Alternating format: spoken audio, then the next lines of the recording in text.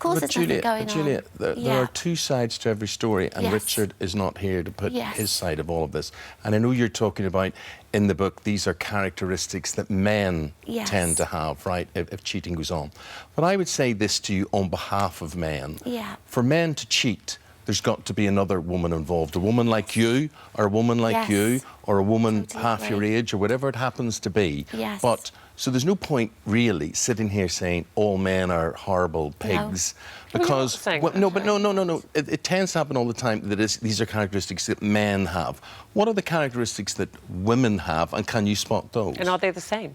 Are they the same? Well, I totally agree with what you've just said, and it takes two to have an affair. And if you're going to have an affair with somebody who's already in a relationship, then you know what you're getting into. And one of the things that we would really like to encourage is that, and I so believe in this, I think women should really stick and support women in this situation. And when you ask me about, can you spot a woman who would get involved with a man who's attached, I don't know what to say to that. I don't know. I wouldn't like to comment on something that I really have no experience to be able to tell you about that. Well, what you do have experience on is how you avoid getting to that stage, and what you believe, and I read your book and I thought I totally believe in this as well, is communication. Because we had a phone-in this week, and we have phone-ins all the time. And you hear women saying, and there was no sign, and I didn't know there was anything wrong, and he up and left, and whatever. And you know what I say there all the time? There are signs. You're just not looking for them. Or you're not asking the right questions. You two are not communicating. You two are not talking.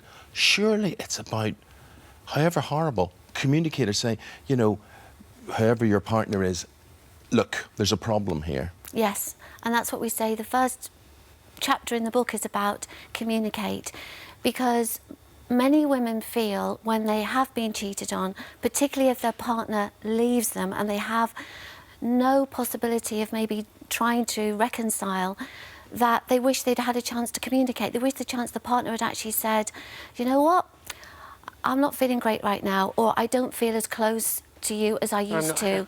I'm not happy. And before they go and make a decision to do something that they might regret, talk about it with each other. You know, you've got a long-standing relationship, you've got a partnership, you are together. What about when you are left for a younger woman? And so many women who are more mature women say that is devastating, because it's like you've been replaced by a younger model. Well, it was particularly difficult in the fact that, yes, we knew her, and very difficult, obviously, for our daughter Gemma. But in terms of Lucy being very much younger, I never felt threatened by that. I really didn't. To be honest, I would have been more concerned if Richard had been with somebody of similar age. And I might be wrong in saying this, but I will always speak honestly. I know statistically that large age gap relationships don't often end happily. Not that the older man will leave, but somewhere along the line there may be some regret that what turned out to be what was maybe a fantasy initially and was an escape from reality then becomes reality itself.